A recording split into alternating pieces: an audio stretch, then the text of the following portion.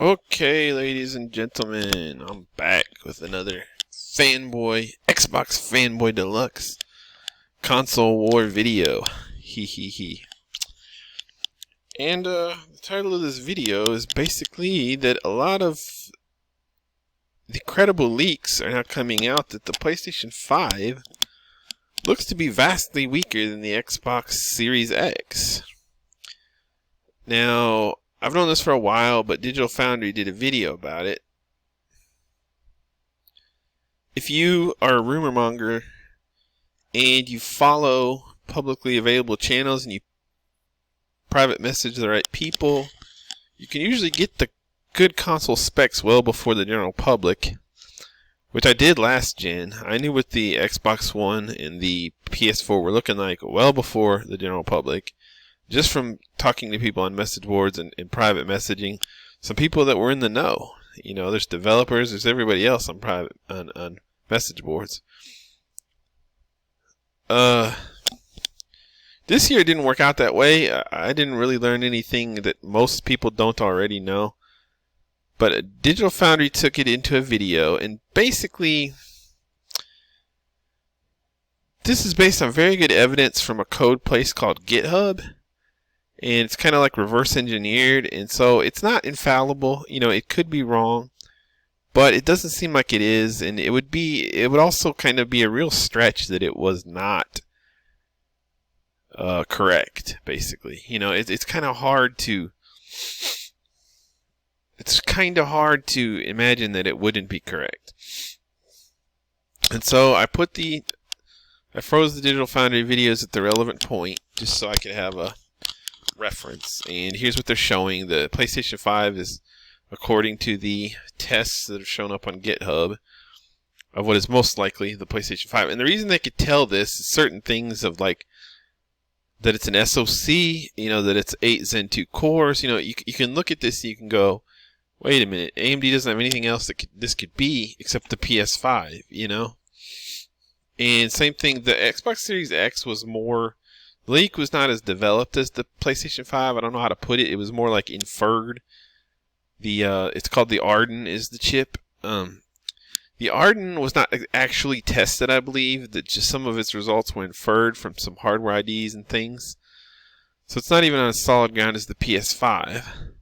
But it matches what Microsoft already said at their Xbox Series X reveal about the power and so forth.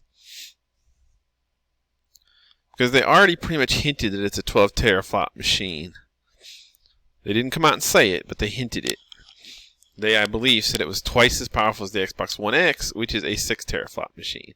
Now, is there wiggle room there? Of course, because people can say, well, the Xbox One X uses an older AMD architecture called GCN, and the new AMD architecture called RDNA is faster flop per flop. So if you had a 6 teraflop RDNA chip and a 6 teraflop GCN chip, the 6 teraflop RDNA chip would be like, I don't know, they've worked it out, but it's like 25% faster, 30, you know, maybe a third faster, maybe even a half faster, I don't remember.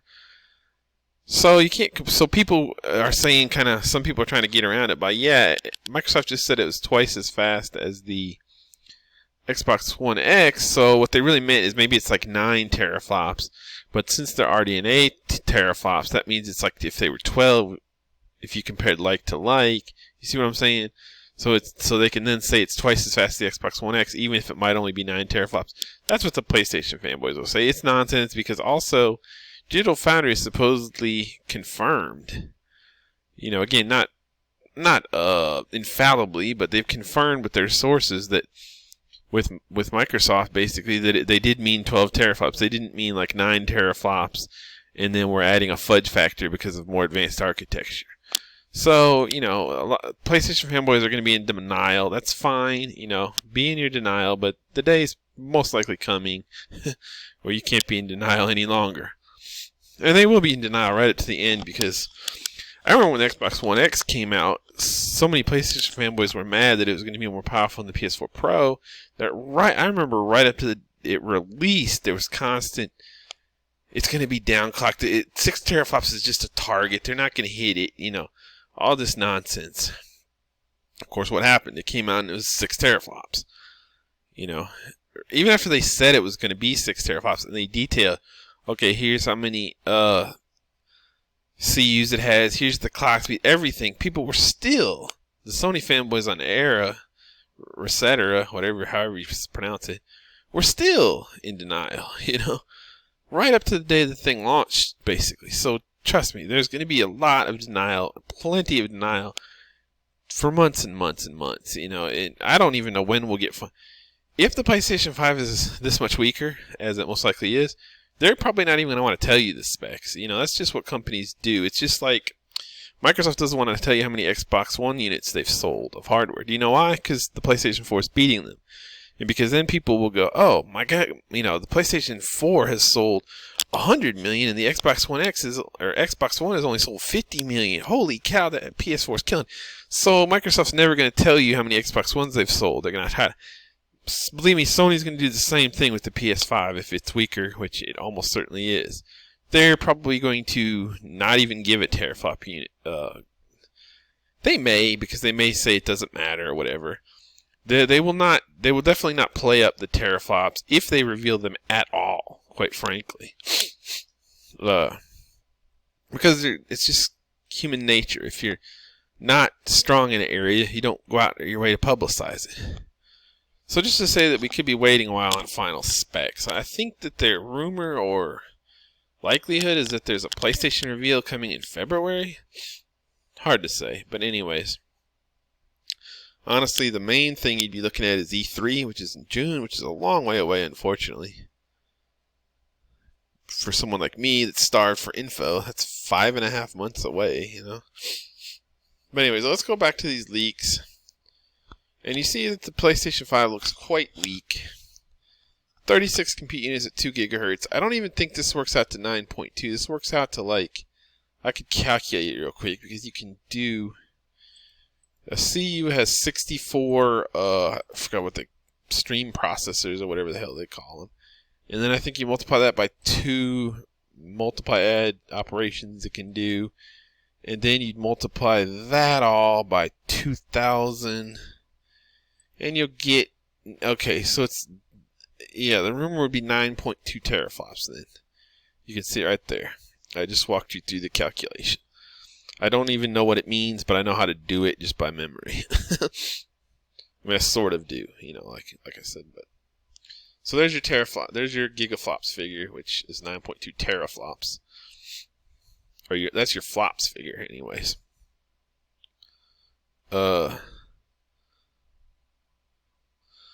Which you would round off to 9.2 teraflops. You see how I did that? You go 36 is the compute units, and then you multiply it. There's like 64 processors per compute unit, so you times 64. Now each of those can do like 2 multiply adds per clock, so you multiply it again by 2, and that gives you this number. And then you multiply that again, 2,000 cycles. Again, I don't understand exactly how this works. I just know it gives you the number you want. So you multiply it by the clock speed, which is 2,000 megahertz, and you end up with a big old number here, which you recognize as 9.2 teraflops. And you could do the same thing over here. You could go 35. Well, this time they've already given you the shaders, 56 compute units. And you could do it times 2 times 1,700, and you'll come out with 12 teraflops. So, but what does this all mean? And mainly I want to poke fun at the Sony fanboys. Like, one of the biggest Sony fanboys that annoys me on YouTube, because he's one of these, he's not an out and out Sony fanboy, but he's almost all of the people who talk about games on YouTube are Sony fanboys. Like, Sony fanboys are the vast majority. Like 90% of people that talk about video games on YouTube are Sony fanboys. Even now, Sony is maybe like 70% market share, so they shouldn't have 90%. That's it. They're not. They're actually probably more like 60% market share, to be honest.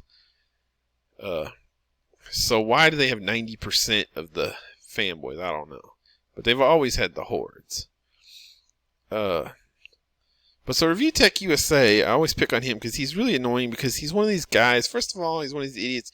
Like 90% of fanboys will always tell you they're not a fanboy, and they'll, oh, I'm unbiased. Oh, I'm so wonderful. Oh, I don't have any biases. Oh, you know me, I just like good games. All this baloney, half these PS5 fanboys, it annoys me because they won't come out and admit that they're PS5 fanboys. Just admit it. There's nothing wrong with it. I mean, there is something wrong with it in a way. But if you come out and say it, that'd be fine. Like, I'll give you an example, and this is totally unrelated. But there's a Destiny YouTube guy, and his name's Caucus HD, and I'm a big Destiny player, so I watch a lot of his videos. And there was a time where people were giving him crap because he has this bad habit of he'll make a video about a short subject, and he'll drag it that could be like a 2-minute video. I mean, there's videos that definitely need to be longer, of course, but he would sometimes make videos about subjects that could be covered in like a 2-minute video. And he'd drag it out and talk about this and that. And he just drags it on for like a 10-minute video every time. It got to be kind of almost a meme with people in his comments and people messing with him on Twitter about how, he just talks forever about nothing. I like the guy for what he is. He does good content in a way. But the thing that annoyed me about the whole debacle that was going on with him for a while, about him dragging out his videos to 10 minutes, is that he would never admit it. And it was so obvious because all his videos were right around the 10-minute mark, They would be like 9:38, 10:12, 12:47. The routine. All YouTubers do it because they figured out that around 10 minutes is what the YouTube algorithm supposedly likes. And not only that, but another thing is, I believe with a 10-minute video, you have the option of putting 2 ads in there as a creator. So you make like way more revenue. I saw a video about that too. So that's another reason they make these 10-minute videos, right around 10 minutes all the time. You see like 80% of the videos on YouTube are 10 minutes, and there's right around there, it could be 9:53, it could be 11:02, but they're over, and all caucuses were, and he might make a video about something that could be covered in 2 minutes, as I said, and he'll drag it out to 10 minutes, and people were getting on him. But the thing is, he would never admit it. That's what bothered me about it. He would say all this BS about, like, I remember one of the main things he said was, well, I have passion about the game, so I don't want to make a 2-minute video. I'm so passionate about it that you know what I mean? I'm passionate, so I can't just talk about it for 2 minutes. I got to talk about it for 10 minutes. He actually laid that bull on. Like, dude, just admit. I mean, I told him on Twitter, because I was kind of going back and forth with him at one time about it. And I was like, dude, like, my thing is, everybody needs to eat. Everybody needs money. Just say you want the money. Just say, yes, I make my videos 10 minutes long because the YouTube algorithm likes it and because I can put 2 ads on there. Because I got to eat and this is my job. Say that. There's no shame in that. But instead, he kept playing this bull crap about, I'm passionate. That's why sometimes I make these long videos, because I'm so passionate about the game. He would never, and it was so obvious why he made all his videos right around 10 minutes. It was so obvious, but he would not admit it. He kept giving this bull crap, like, oh, so you guys just want me to rush through the content, or, you know what I mean? He would, so that's what my point was, like, he never admitted it, and that was my problem with him. Like, just admit it. There's no shame in saying, yes, I need money. This is my job. This is how I make a living, and I need to make 10-minute videos to do that. Sorry, get over it. Okay, that's what I'd have said, but he would not. He just kept lying, essentially, and saying, no, I'm not doing it for money. I'm doing it because of the passion. I'm doing it because of whatever. I don't remember his other excuses. The main one I remember was, like I said, he actually said as his excuse that I'm passionate about the game. So you're passionate about the game, but all your videos are like right exactly at 10 minutes, pretty much. If you're passionate, why aren't they 20 minutes? Why aren't they 30 minutes? Why aren't they an hour? Why exactly 10 minutes, which just happens to be exactly the preferred length of a YouTube video in 2019/20 now. Anyways, this is why my videos are 30 minutes long, because I go on stupid tangents. So I'm saying, just admit it. That's what I preferred. Admit it. If I was in his shoes, I would have said, yes, I make my videos 10 minutes. This is my job. Get over it, But he didn't. But, so like I said, Review Tech USA, fine, you're a PlayStation fanboy. Fine, admit it. Say, I prefer the PlayStation. I have a preference to PlayStation. I would just have so much more respect for you. But there's so many of these PlayStation fanboys in the media that will just, oh, I just like games. Oh, I'm like a fanboy of all systems. Or they'll try to make another thing they'll be is like, oh, haha, Sony's paying me, you so got me. You know, trying to reverse it, like, obviously Sony's not paying them, but you know, trying to make it look like, oh, you're so stupid for thinking I'm a fanboy when, of course, I have no agenda. You know, everybody thinks they have no agenda. Anyway, so VTech USA is really one of the most annoying longtime PlayStation fanboys on the internet to me, because he hides it and he always pretends he doesn't care and he has no, you know, axe in this fight and all this nonsense. So I watched his video and it was pretty funny about the PlayStation 5. First of all, he took the typical tack that I'm surprised he even made a video. I thought he was just going to ignore the fact that the rumors are suggesting the Series X will be more powerful than the PS5. But I wanted to take issue with, I just skimmed the video, but a few things I noticed he said that are typical of things that PlayStation fanboys will do when faced with this news. For one thing, he said that I thought was pretty funny, Review Tech. He said, oh, you know, what I'm hearing is that they're very close, very close. Yeah, you're hearing that out of your butt, buddy. There's no credible rumors that they're close. I'm sorry. You know, any rumor that they're close comes from a PlayStation fanboy trying to pretend like he's an insider. You know what I mean? Honestly. You know? So, you know, I follow these rumors very closely. These are the credible rumors that are on your screen right now. There's no really, honestly, credible rumor anywhere otherwise. There's a little hearsay, little PlayStation fanboy. Because you gotta understand, PlayStation fanboys, faced with this info that you're seeing right here on the screen, they're gonna just backlash and they're gonna come up with all kinds of BS, and they're gonna go on message boards and go, oh, well, my cousin's uncle works at Ubisoft. They're just gonna lie and they're gonna make this up. And he said the PlayStation 5 is actually 13 teraflops. 13 teraflops is the hot thing now, because guess what? It's 1 teraflop more than the Xbox Series X. And you know, Sony PlayStation fanboys are defined by the Xbox. You know, I've always noted that because it's true. What they want is to beat the Xbox. They're not about games. They're not about having fun. They're not even thinking that the PS5 is a better platform. What they're about is defeating the Xbox. So, you know, so that's why they do things like this. They're all going to go back to their little friends and start spreading rumors about, oh, well, you know, I'm an insider and I heard that the PS5 is actually 13 teraflops, you know, and they're just going to, but there's no credible evidence for that. The thing is, there's credible evidence for these rumors. There's GitHub leaks, you know, people figured this out. This doesn't come out of somebody's butt, you know, like these other rumors. So, Review Tech, you know, did a scummy thing there. Well, I'm hearing that they're on the same level. No, you're not hearing that. That's your hope, you know, that's your wishful thinking. And if you're hearing that from Joe Schmo who doesn't have a clue, you know, and you should know that. But, you know, so another thing is Retech just can't admit that the Xbox Series X is going to be more powerful than the PS5. He can't do it. And then he did another thing that these guys do. Oh, well, we all know the most powerful systems never won the war. You know, okay, so why can you not admit that the PS5 is going to be weaker then? You know, in one breath he's going to say it doesn't matter who's more powerful. But don't try to say the Xbox is going to be more powerful than the PS5. You know, or I'm going to throw a fit. You know, or not that he's going to throw a fit, but he wouldn't admit it in the video. You know, he just has to come up with his line of defense that, oh, I'm hearing they're going to be about to say. Why can't you just, you know, if it doesn't matter, like you try to say out of one side of your mouth, and PlayStation fanboys will do that all the time. They'll say, it doesn't matter, but PS5 is not going to be weaker than Xbox. You know, oh no, that can't be possibly the case. Not the precious PS5. Well, if it doesn't matter, what do you care? You know, if out of one side of your mouth you're saying it doesn't matter, then out of the other side you'd be like, yeah, Xbox Series X is going to be more powerful. So what? But they don't say that, you know, because they can't, because they know it does matter. They know it does, you know.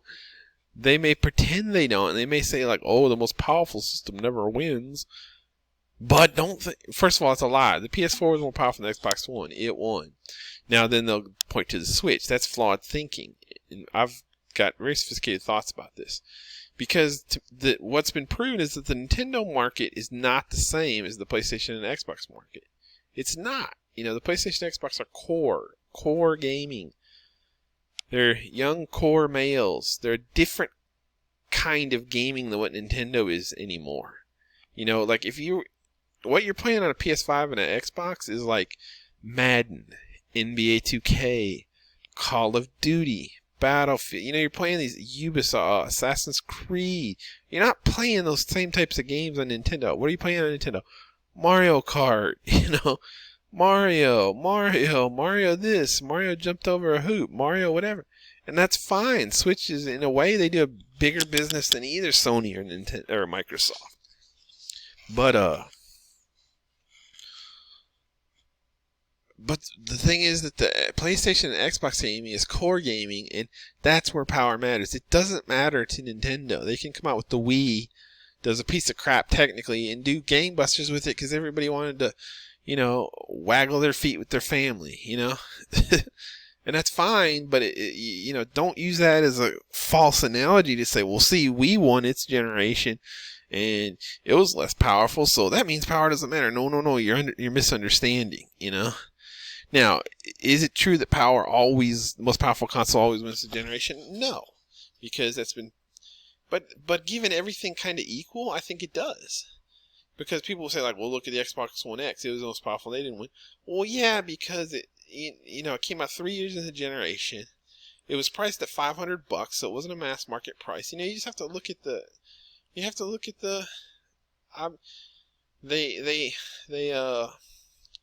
they crippled it. They said, like, we're not going to build games around 6 teraflops. You know, we're going to build games around the base Xbox One, and then, like, upscale them, gussy them up a little for the Xbox One X. You know what I mean?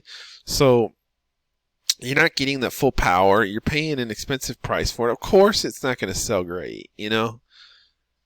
But look, at the PS4 was more powerful than the Xbox One, and it kicked the Xbox One's butt, you know, the base PS4.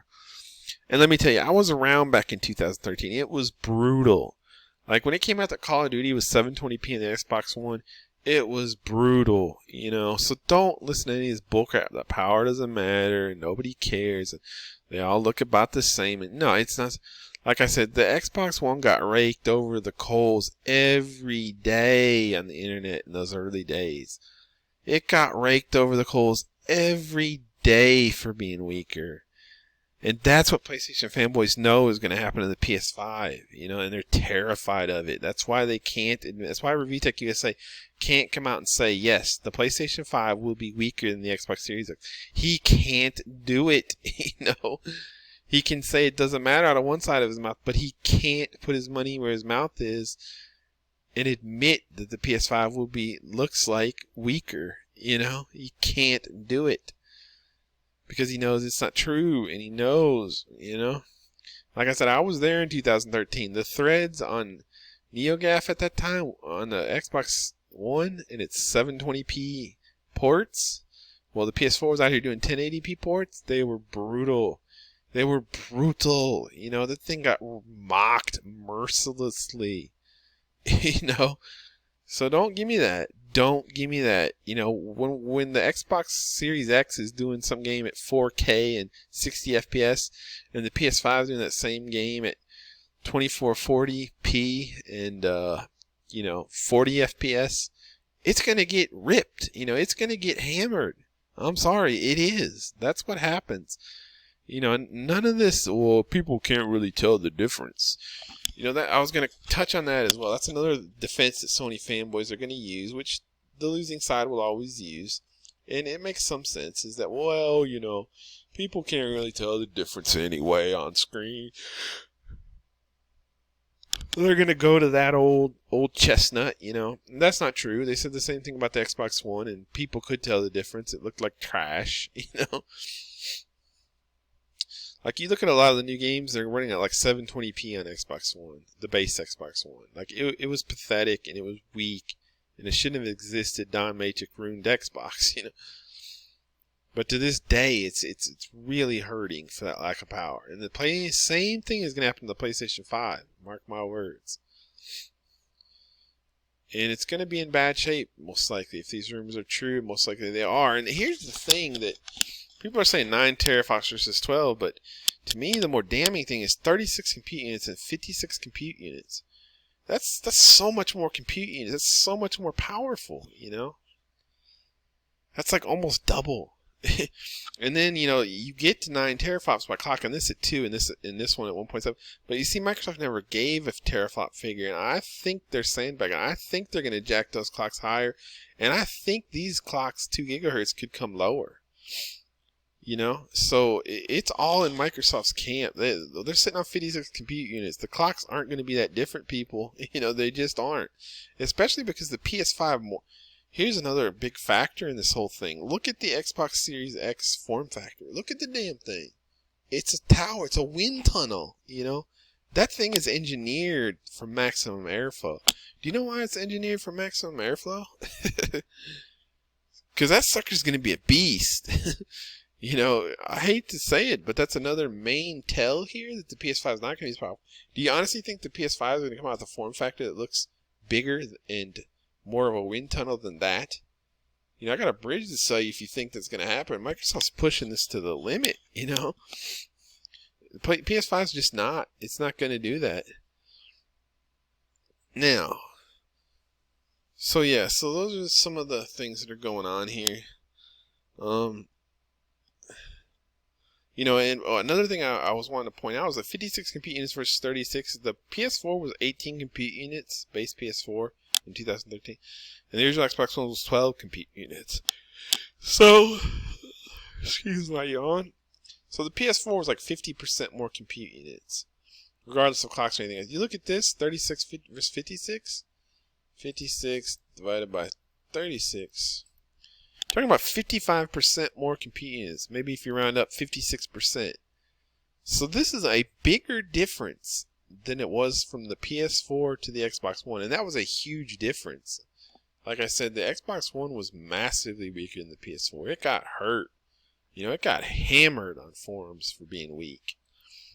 I still remember one of the things that happened is, you forget this now because the Xbox One X is, it kind of soothed the pain of that a lot by coming in more powerful. So now at least Xbox fanboys can go buy an Xbox One X and they can have something, you know, that feels strong. Whatever you want to say, you know. So the sting has worn off a little, but I remember in the early days of this gen, it was brutal. And I forever remember a comment on NeoGAF, and somebody was talking about the Master Chief Collection, and it wasn't even, I think it wasn't even 1080p or something, or it was like 1080-30, I forget what it was. One of the games in the Master Chief Collection. It wasn't 1080-60, it was like 1080-30 or something like that. Or maybe, I think it wasn't even 1080p. I think it was upscaled a little.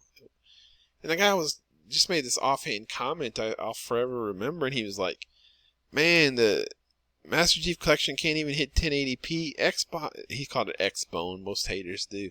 X-Bone is the worst. I mean, he just left that brutal comment there, and it's like, that's what people think, you know. They sit there and they go, you know, it was just on the ropes for its lack of power. He was just saying, like, you can't even do a last-gen game at 1080p. That's pathetic, you know. That's what his comment was getting at, like, as he said, I'll forever remember his words, X-Bone is the worst, quote unquote. Like, that's what PS5 is going to be facing if it comes up here and, you know, Last of Us 2, it can't even get it to 4K or something. You know, or it's a port of Last of Us, a remaster. Can't, you know, and it turns out to be upscaled 4K or something, you know, checkerboard rendering, whatever, not native 4K. Somebody can come in there and be like, man, PS5 can't even get a last gen game going at 4K 60. You know, PS5 is the worst. They could make some kind of comment like that, you know. I mean, it's just going to be, the weakness is going to be a problem, you know. It really is. So yeah, that's all what I've got to say. You know, there's a lot more interesting things to discuss about next gen. Like, I mean, there's a whole argument about, supposedly Xbox is coming out with a 4 teraflop machine called Lockhart. I think there's an in for Sony there. If they can, you know, if the PlayStation 5 is 9 teraflops and Sony just focuses on that spec, and Microsoft's coming in here trying to support a 4 teraflop spec and a 12 teraflop spec, I think Sony could have kind of an edge there because they only have to support a 9 teraflop base and Microsoft has to support a 4 teraflop base, you know. So Sony may actually be able to, like I said, kind of get an edge there a little bit, even though they'll have the weaker console, but that all remains to be seen, because I don't even know if Lockhart's really going to come out.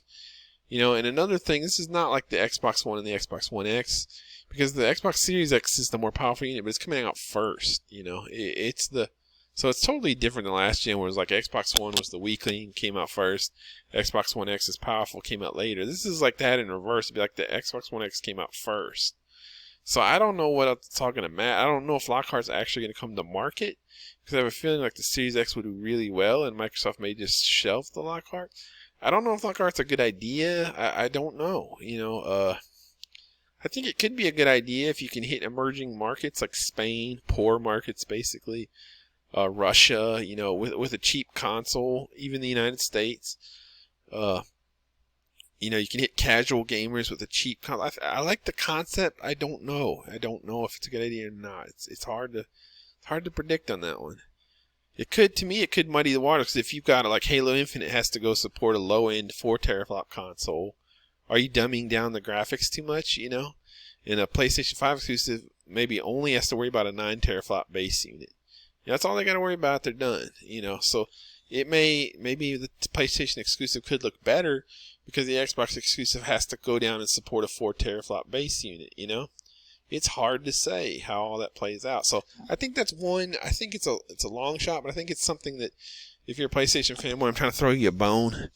You may be able to have it in there. That's a good hope for you. That Lockhart you get trounced in the power race by Xbox Series X, but maybe Lockhart comes along and muddies things, where people are like kind of confused on the Xbox side, and on the PlayStation they're just getting a nice baseline of power, and that's all they got to worry about. They don't have to.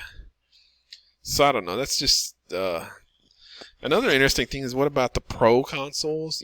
People that this is another thing I would say the PlayStation fanboys will definitely resort to, is they'll immediately be like, well, one of their mini tactics. Like I said, I've covered a few of them here. One of the things they'll say is like, you won't be able to see the difference on screen.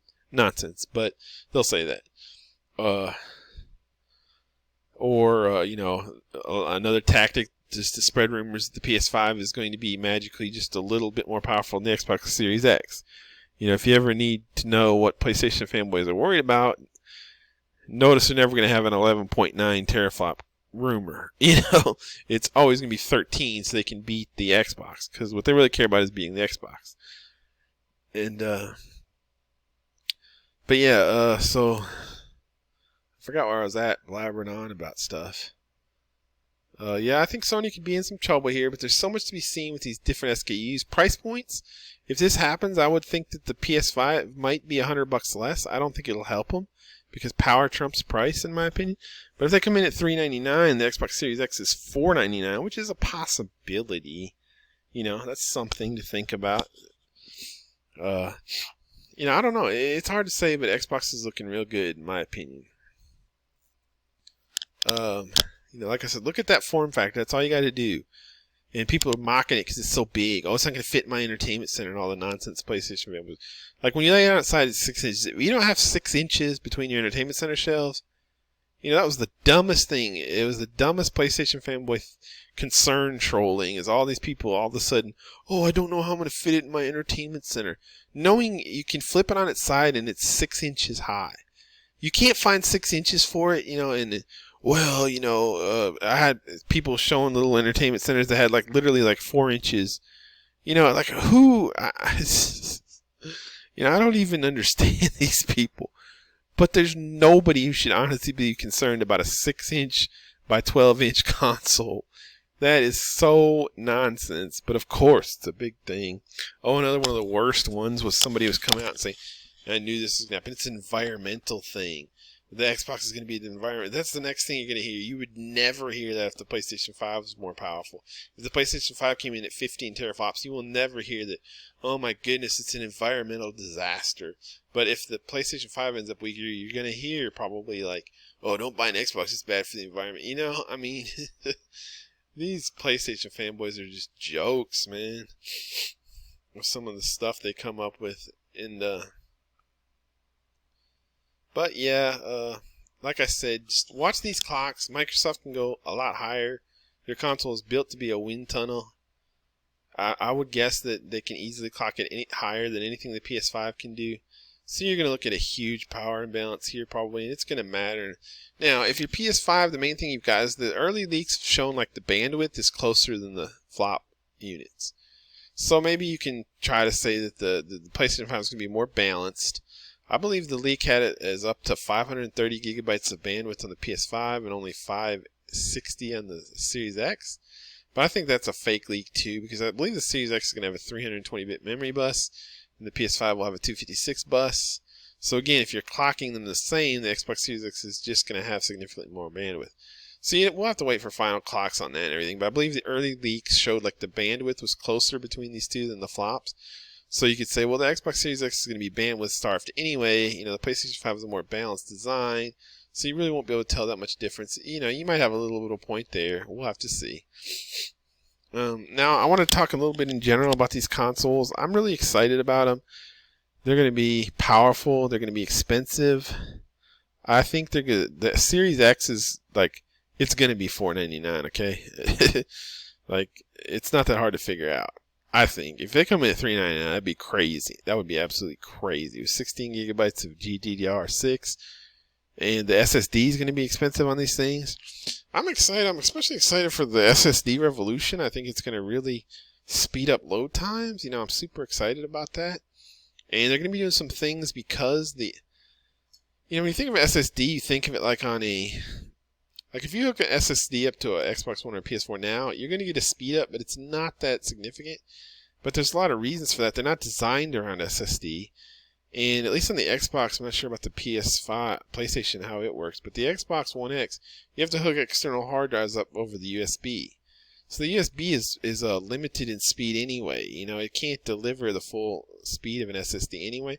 And like I said, it just goes back to the whole operating system and everything. They're just not designed for SSDs. So yes, you get a loading speed up by putting an SSD on a Xbox. I've got one on my Xbox One X. But it's not anything near what it should be. They're just not designed to take advantage of it from the ground up. And like I said, the USB 3 connection is another bottleneck. But when these things are built from the ground up for a fast NVMe SSD, and there's even the way Sony has talked about it, sounds like they may be even going more custom.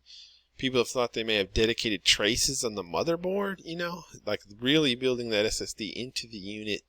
So it's incredibly fast. All that's really cool, and that's what probably almost has me most excited about these consoles. They're talking about just almost eliminating load times. That's awesome. But the SSDs are going to be expensive. They're coming down in price fast, but they're still expensive. Another really nice thing about SSDs is they're going to allow the units to be a lot smaller. That's why the Xbox Series X is able to look like it does, because it doesn't have a big old mechanical hard drive in it. The weird tower shape and everything. It's just SSD is just like another RAM chip or something in look. How it looks and functions. So it's solid state. That's the point. So that's just great. It's one less thing to break down mechanically. Not that the chips can't break down, but it makes it smaller, less heat, all those good things. Pretty awesome. And I'm really excited for when Xbox does their all digital edition, which I'm sure they will eventually. And you've got an SSD in there and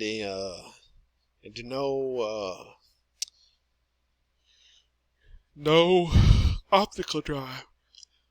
Imagine how small and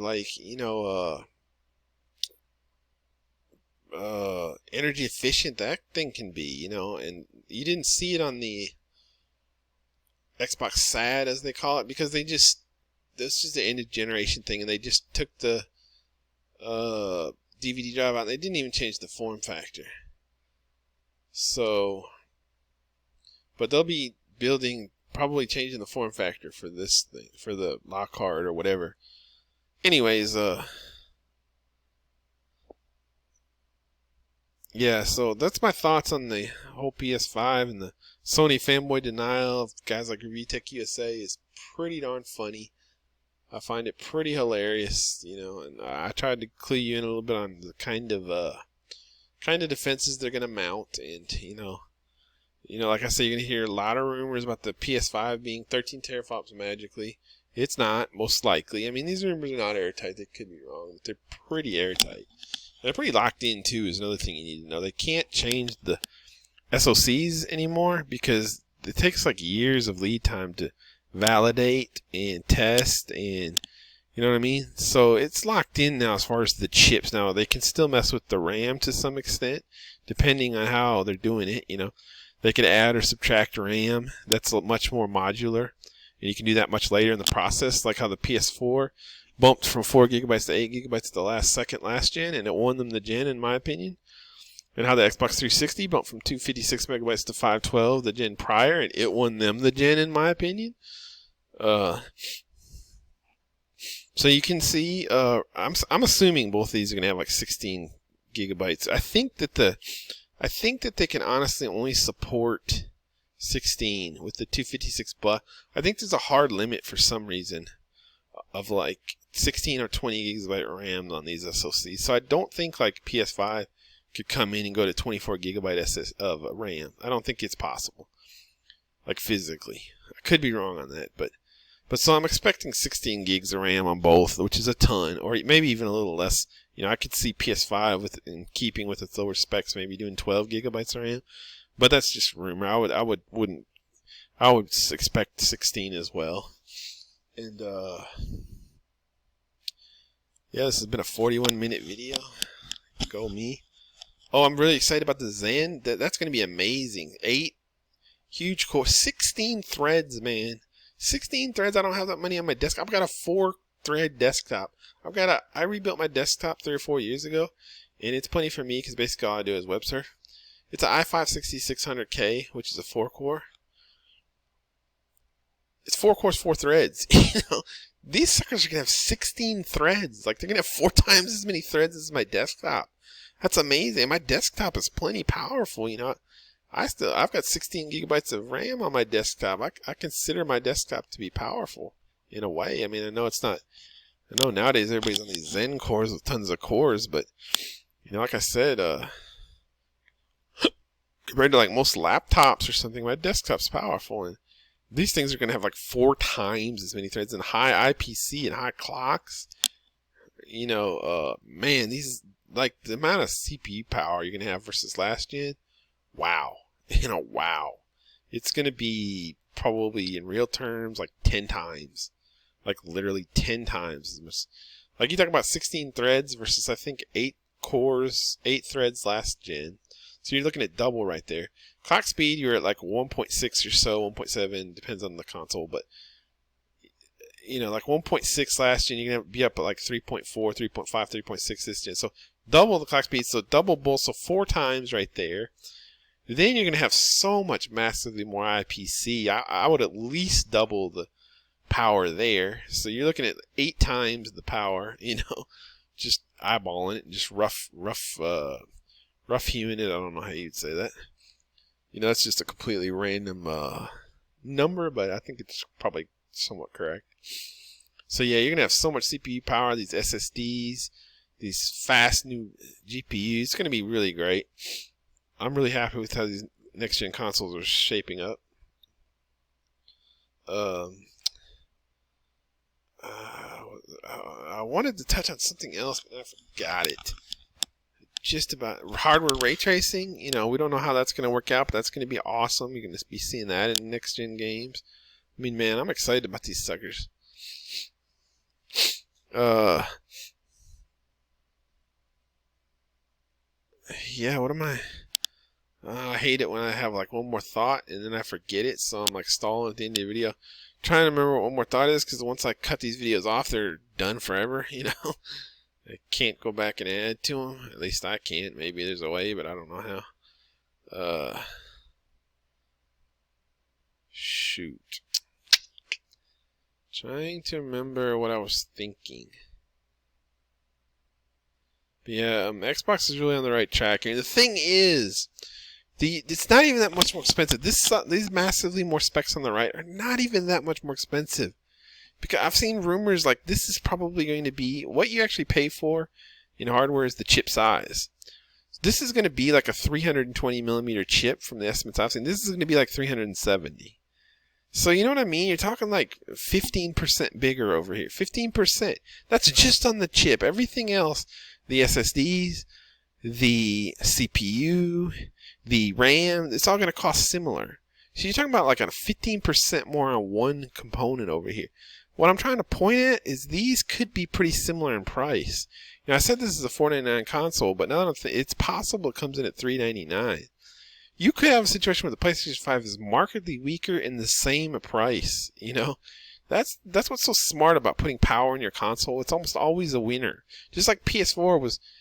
Mark Cerny did a great job, and he won the gem with his engineering because he made a console with PS4 that was not only was more powerful, but remember was cheaper at launch. You know, you're always coming out ahead when you spend those dollars on hardware power. You just are. You know, it pays back in spades. And that's what Microsoft's doing if these rumors, which they almost certainly are correct. You know, they're spending. You look at these gaudy specs, you're like, man, it's gonna be like twice as expensive. No. In cost, this is going to be just a little more than this. You know, you're talking about a 320 millimeter SoC versus a 370 millimeter SoC, probably something along that order. I mean, we'll have to see, but or maybe even 320 versus 400 even. But even so, that's not, you know, the difference in cost between these two SoCs is going to pale in comparison to you got to pay for your motherboards, you got to pay for your RAM, which is one of the biggest cost centers, you got to pay for your SSDs, you got to pay for your cooling fans, your cooling system, you got to pay for all your motherboard, your little ports, your USB ports, your controllers. You know, you got to pay for that. Both sides have to pay for. This side is just going to pay a little more for one component, you know, and that's going to be drowned out in the overall picture. And yes, this may well be a more expensive, but it could be 50 or it could be nothing, you know. And over time, even it's going to come down. The difference is even going to come down, you know. Going for power is so smart because it's not even expensive. You know, this is not even expensive to do this. You know, it's a little more money, but you're really getting an edge in the marketplace, you know. Anyways, I'm not thinking of what else I wanted to say, so I guess I'll cut the video off here. A 46-minute one, which almost 50 minutes. But hey, I wanted to talk a lot of thoughts on next gen, so if anybody actually listened to this, cool beans.